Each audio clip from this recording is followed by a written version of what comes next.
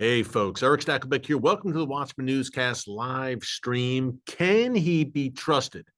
It's a question we've been asking really for a year now, since Ahmed al-Shara, formerly known as Mohammed al-Golani, came to power in Syria. Now, it's literally, folks, a year ago. It was early December last year, 2024, when the regime of Bashar al-Assad was overthrown, and Ahmed al-Shara, who, look, was al-Qaeda through and through, was an al-Qaeda commander with a very large U.S. bounty on his head of millions of dollars, suddenly seized power and suddenly went from wearing combat fatigues to wearing a suit and tie and being a guest of President Trump at the White House just a few weeks ago.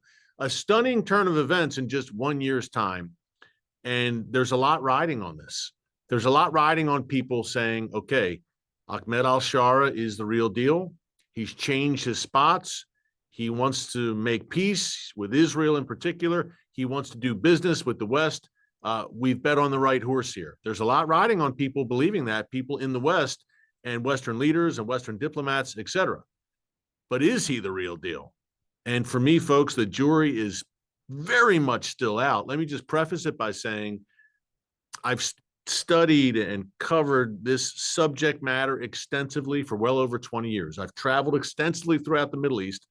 I've interviewed prime ministers, presidents. I've interviewed wanted Islamic terrorists, al-Qaeda, Muslim Brotherhood, etc. Rarely, it's certainly not impossible, of course.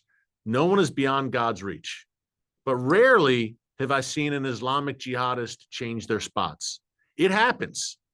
There is no doubt that there are individuals who have left jihad and charted a new course, no doubt. And especially when they have found Jesus and become Christians, you have some miraculous, amazing road to Damascus, ironically enough, like transformations that we see. But as Ahmed al-Shara had one, and I just start out posing that question because, number one, tensions are ramping up between his still relatively new government and Israel. I'm going to break that down in a second. What we've seen over the past few days, some pretty significant developments there, to the point where I think Israel is mulling some pretty significant operations in Syria.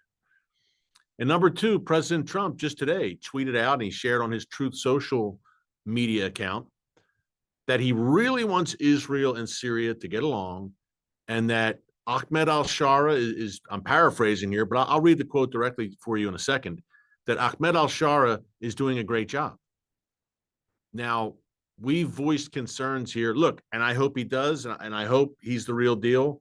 I have serious reservations, and we have voiced concerns here about his regime, his new government's treatment of religious minorities in Syria since he took power last December, in particular, followers of Jesus.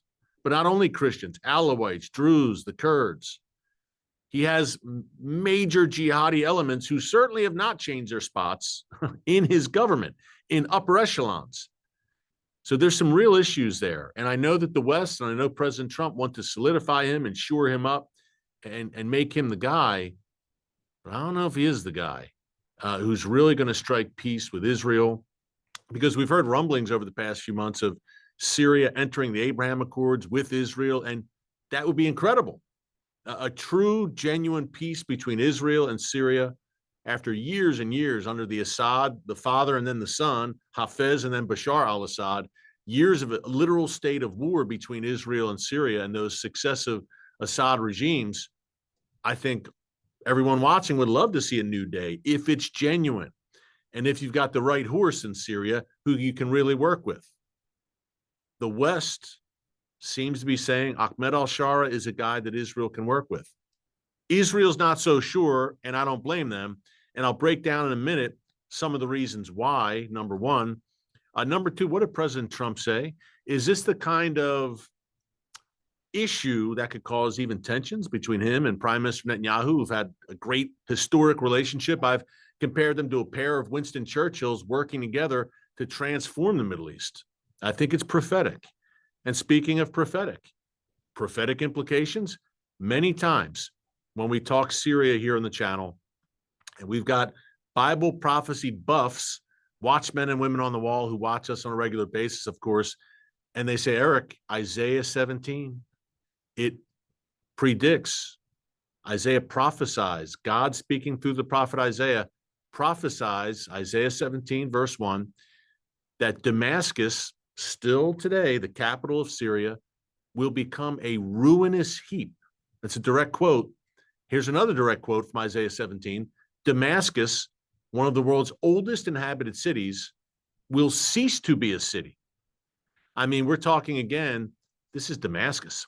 I mean, thousands of years of history, never been destroyed to my knowledge, and I follow this very closely. I'm a student of history, biblical history, etc. Even the Mongols, for all their carnage and devastation, didn't completely destroy Damascus. They conquered it. They did not raze it to the ground. Damascus, even with this bloody civil war that's raged for over 15 years now in Syria, Damascus has never been completely razed to the ground. It has never ceased to be a city. I mean, witness now, Ahmed al-Shara, the president, his palace is in Damascus. Business is done, governmental business in Damascus still. Damascus International Airport, still flights going in and out. It's been crippled a few times over the past 2 years as Israel has tried to halt Iranian weapons shipments coming through that airport, but I digress. It is not, obviously, the city of Damascus ceased to be a city. It is not a ruinous heap. Parts of it were ruined, no doubt, in the Civil War.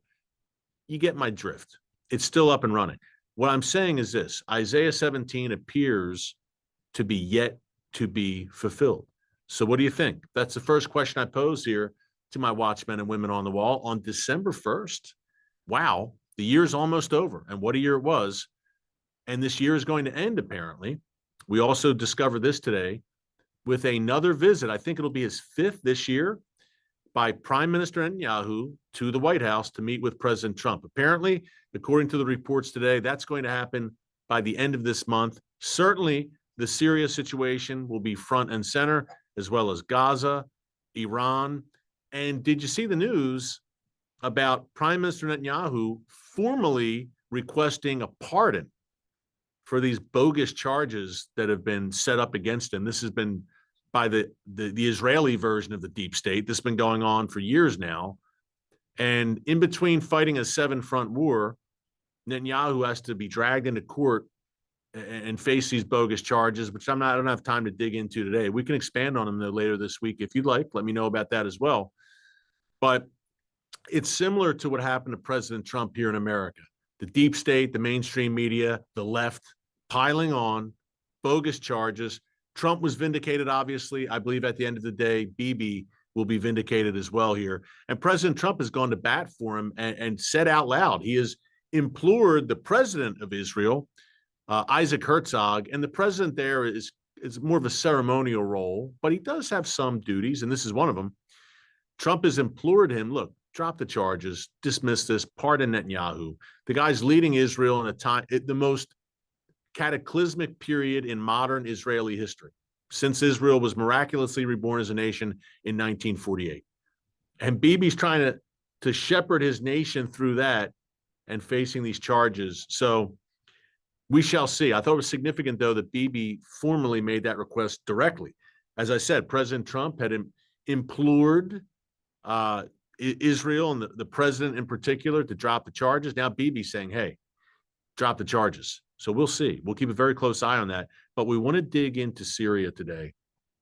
And it's kind of, I think, escaping people's notice for 2 reasons.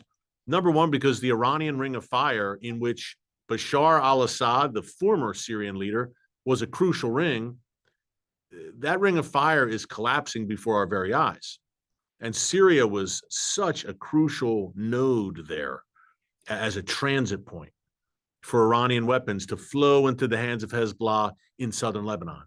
But now that's unraveled. So that's the first reason I think people have taken their eye off the Syria ball. And the second reason is Ahmed al-Shara. Look, people are saying, oh, he was just at the White House. Oh, he's meeting with other Western leaders. Seems like Syria is moving into a pretty good place right now. But I think that's just surface level to the naked eye. There's a lot going on right now behind the scenes. in particular between Syria and Israel. We're going to break it down. Before I do, I hope everyone had a great Thanksgiving, by the way, in America in particular, but be thankful wherever you are. We have viewers around the world. We should be thankful wherever we are, thankful to God Almighty for the great blessings he's given us. I had a great Thanksgiving. It was restful, but I'm excited to be back with you. I don't know about you. After a few days off, I get a little restless doing what I do, and I was looking forward to getting back with you. So it's great to be back with you. But number one, if you like what you're hearing, this is current events, breaking news, in particular, Israel and Middle East focus, but we cover the whole globe depending on what's happening, Russia, China, Europe, right here in America, of course. Be sure to subscribe and click the notification bell so you get alerts every time a new video is posted. Hey, we're fast approaching 1.1 million subscribers. We have set a goal. I think we've got 5,500 subscribers before we reach 1.1 million. And that's a goal we'd like to reach by the end of this month. Today's December 1st. By the new year, December 31st, would love to hit that 1.1 million mark. Just a personal goal we set to keep us going, keeps us motivated, and knowing that the more people that hear the message for such a time as this, the better. So we'd love if you could help us get there. I think it's something like 70% of our regular viewers, they're watching on a regular basis every day, yet they're not subscribed. So let's rectify that and be sure to subscribe, click the notification bell. Also, now this for me is very important. We've got a great partner for today's live stream, my dear friends at ARTSA. Now, if you watch me on a regular basis, you know there's a small handful of organizations that I endorse and partner with because I must believe in them, number one, and actually use and love their product. But number two, even more importantly, this has to be an organization that stands for God Almighty, the God of Abraham, Isaac, and Jacob, and stands for Israel. And I'm proud to tell you, ARTSA checks all of those boxes and then some boxes. Ironically enough, you can go to artsabox.com and order your ARTSA box subscription. Here's what we have, folks. This is the Christmas season, number one. We are entering a beautiful time for believers around the world. And it's a time where my thoughts turn towards Israel, towards the land where it all began. And Jesus being born in Bethlehem, being raised in Nazareth, crucified, died, and buried in Jerusalem. This all unfolded in Israel. So wouldn't you like, during this time of year, the sights, the sounds, the smells, the taste of the Holy Land at your doorstep, especially at a time where it's really difficult to get overseas. We've got travel chaos here in America, flights being delayed. It's super expensive right now. Maybe you've been to Israel, but you haven't had a chance to go back. Maybe you've never been. It's on your bucket list. This is as close as you will get to the land of Israel. The ARTSA box, now we have, for this month, it is Nativity Night. That's the theme. Folks, these are handcrafted, lovingly produced items created by Israelis.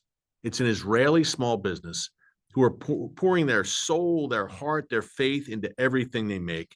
ARTSA curates these products, again, made in Israel by Israeli small businesses. They curate them into these stunning ARTSA boxes and deliver it right to your doorstep. And the founder of ARTSA, a good friend of mine, in the IDF right now, serving his country honorably and bravely. That's the founder of this company, folks. So you are lifting up the Israeli economy at a time where Israel is fighting a war on 7 fronts. And by the way, today is Cyber Monday. I can't think of a better time. We have Black Friday, Cyber Monday today, Giving Tuesday is tomorrow. If you're starting your Christmas shopping, your Hanukkah shopping in earnest, this is a great place to start. Artsabox.com. The discount code is Watchman. That's M-A-N, Watchman18. And guess what? You get an 18% discount off your ARTSA box subscription.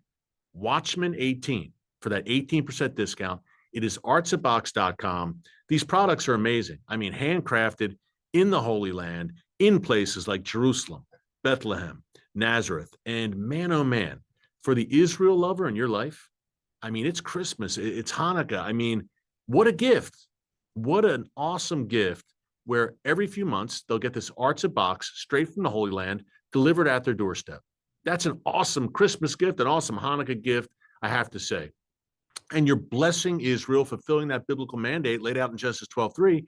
because you're blessing Israeli businesses. You're boosting Israel's economy in a very, very difficult time for the world's one and only Jewish state. So check it out, artsabox.com. I love these products. My daughters look forward to these boxes arriving at our home every year at Christmas time and every few months, actually, Easter, Christmas, all from the Holy Land. What do we have this time, Dad? Cool stuff, great stuff that I believe will really, in this season, especially when Jesus is foremost at our minds, it's going to bring that home to you even more. You'll have a taste of the land. So check it out, artsabox.com, Watchman 18% off that Artsabox subscription. Okay. I don't think Ahmed al-Shara will be boosting the Israeli economy anytime soon. And you might say, well, what do you mean? There's been rumblings of the Abraham Accords. Yes. And that would be a boost, I think, more to Syria's economy, let's be honest, than Israel's economy if Israel and Syria were about to normalize relations. But we've got some tensions, folks. And here's what happened while you were gone, possibly over the Thanksgiving break. On Friday, early Friday morning, Israeli paratroopers conducted a raid in southern Syria. Now, you know, southern Syria has been a flashpoint. After Assad fell a year ago, again, last December, Israeli forces moved into southern Syria as a buffer zone. Because guess what? There's a lot of nasty actors and jihadis running around Syria. Israel said, and this is the lesson of October 7th internalized, Israel said, okay, in Lebanon, along our border there, where Hezbollah once ruled, we're going to create a buffer zone. In Gaza, along our border there, where Hamas once ruled, we're going to create a buffer zone. And we're going to do the same in Syria. We will never allow that October 7th style situation to manifest ever again. So that's what Israel did. Yet, beyond that buffer zone, or butting up against it, are various radicalized forces, jihadis, terrorists, etc. So here's what happened on Friday, November 28th, and I'll bring you up to today because things developed over the weekend. 6 Israeli soldiers were wounded. I'm reading this right from the Times of Israel off my phone. 6 Israeli soldiers were wounded, including 3 seriously after coming under fire by gunmen during an arrest operation in southern Syria early Friday morning. The operation came as Israel is reportedly preparing for the possibility of attacks from Syria, either from Syrian troops or terror operatives. According to the IDF, soldiers of the 55th Reserve Paratroopers Brigade set out to the Syrian village of Beit Jin, some 4.5 miles east of Syria's border with Israel, to detain 2 members of the Al-Jamaat al-Islamiyah terror organization. And as the IDF went to take them, various forces in Syria fired on the IDF, and Israel's trying to figure out, were these Syrian troops, like government troops, or kind of lone jihadis acting together, or rogue elements? At least 13 people, according to the Syrians, were killed by the Israeli strikes, and another Syrian was detained. So this was a big event, no doubt. And in the wake of it, Israel, I have a few pieces pulled up here that I want to just quote to you from. In the wake of it, this was just a few days ago, Israel is reportedly mulling an expanded operation now in Syria. Israel doesn't like what it's seeing and is checking whether Ahmed al-Shara government forces were the ones who fired on those 6 Israeli soldiers. Remember, 6 Israeli soldiers wounded, paratroopers, in this raid in southern Syria on Friday, November 28th. Now, if this was Ahmed al-Shara, look, Israel, I don't think will remain silent there and will continue to send messages. Let's see what else we have. I pulled up a few pieces for you that I want to quote directly from.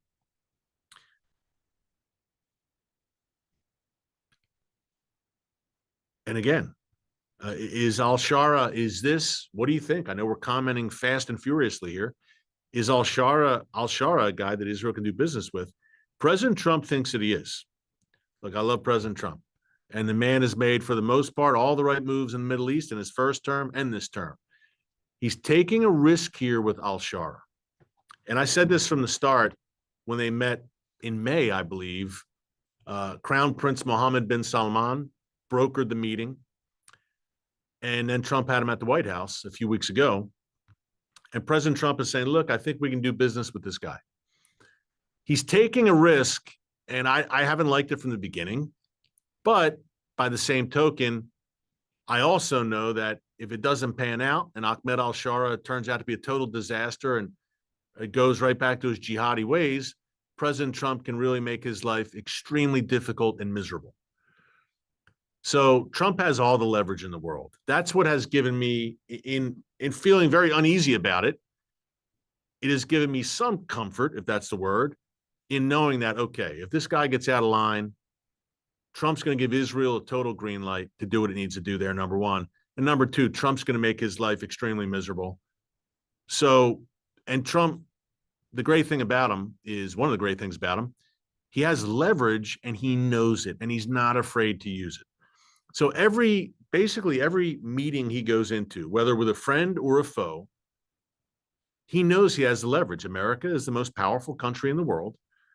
And Trump realizes that, and he's trying to extend that and strengthen it even more.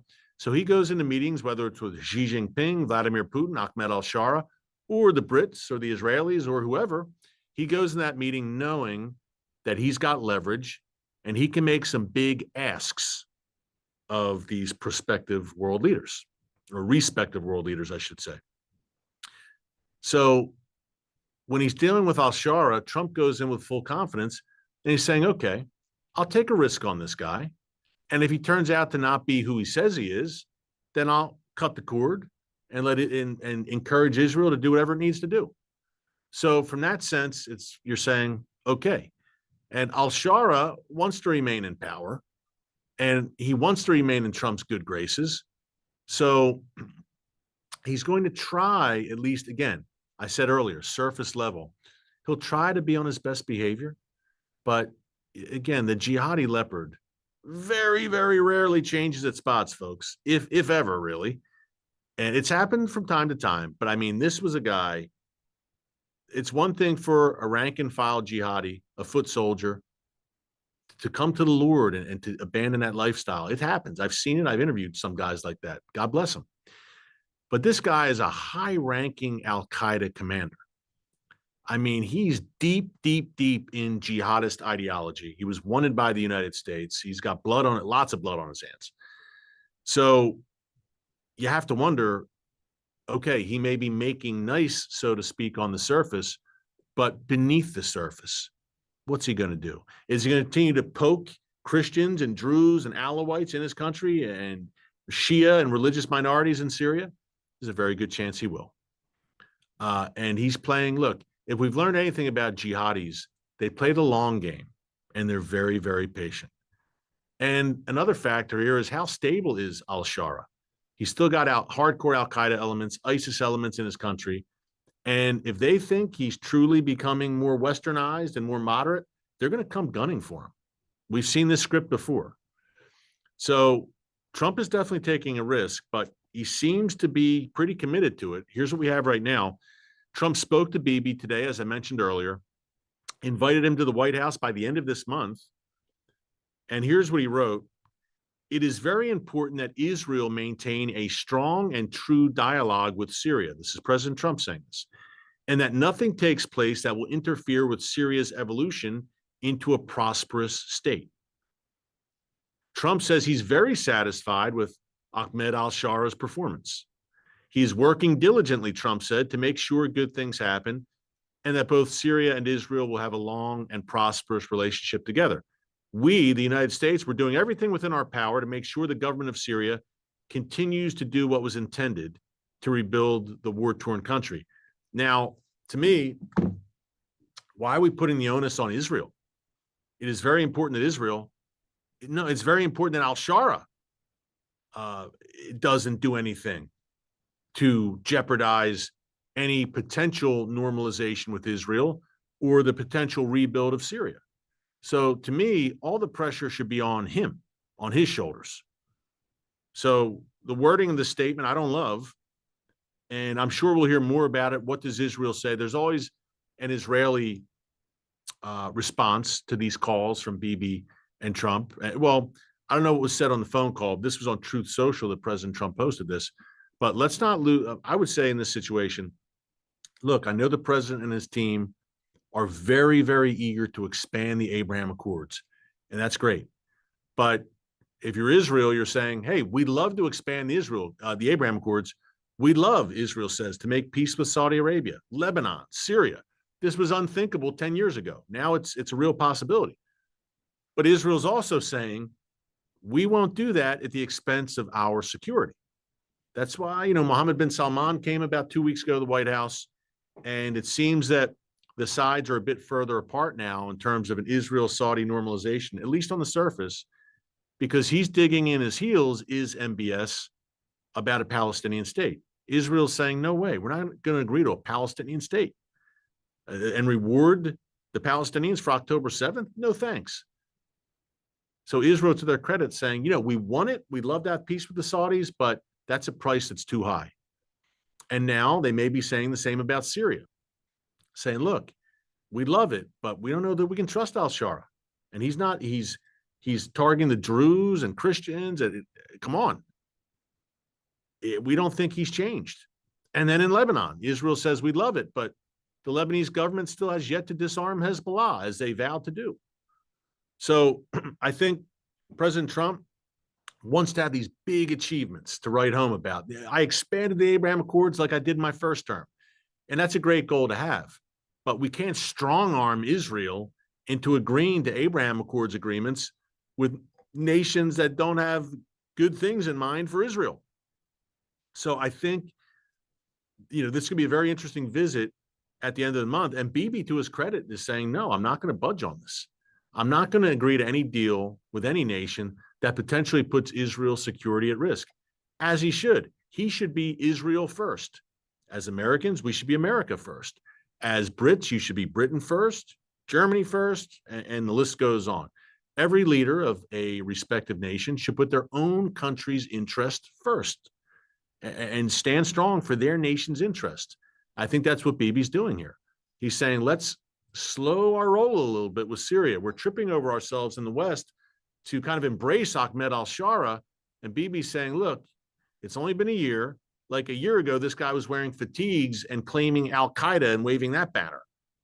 Let's give it a little more time. And Bibi's also saying, look, I'm going to hold this guy accountable. And President Trump's basically saying, look, don't make an enemy of al-Shara. He's new. I want this to succeed. He's my guy. I want there to be a chance. But Bibi's saying, that's great. But al-Shara is my next door neighbor. And I have to put my security first. And if this guy's poking around and playing games and having his jihadis probe along the Israeli border and target the Druze, Christians, etc., Bibi's saying, I'm not going to have it. And as much as I would like a peace treaty with Syria, I'm sorry, this guy might not be the guy to strike it with. What does this mean prophetically? Could this escalate? I mentioned Isaiah 17 earlier. Could this escalate to the point of no return? Listen, anything can happen in today's Middle East. Expect the unexpected. It's already the world's most chaotic, volatile, and unpredictable region, and it gets more unpredictable, folks, by the day. So Isaiah 17, it's going to happen eventually because it's never happened. That prophecy, to my mind, and if I'm wrong, correct me. We've got some very educated people, Bible scholars, prophecy buffs, who know geopolitics, who watch the channel on a regular basis. But unless I miss something, Isaiah 17 has not happened yet. But again, open to interpretation for sure. It's not a salvation issue. Don't get too heated if we interpret that passage of scripture differently. But to me, it seems like it hasn't happened. I will be honest with you. If it was going to happen, I thought it would have been something that Assad and his Iranian Hezbollah allies would have possibly precipitated, striking Israel and Israel responding in devastating fashion. That didn't happen, of course. Al-Shara, which way will he go? I'll end this live stream the way I started it. Which way will he go? Is he the real deal? Color me very, very skeptical, but stranger things have happened. So we shall see. We're watching it all very, very closely for you. Thanks so much for joining us today. Great to be back with you as we start a new month, head into the Christmas season. Good things coming. Until tomorrow, God bless you. And remember, never hold your peace. Hey everyone, thanks for checking out the Watchman Newscast. Make sure you hit the subscribe button so you never miss an upload, and tap the bell icon so you're notified every time a new video is posted. And don't forget to share your thoughts, insights, and comments below. Thanks for watching. We'll see you back here tomorrow.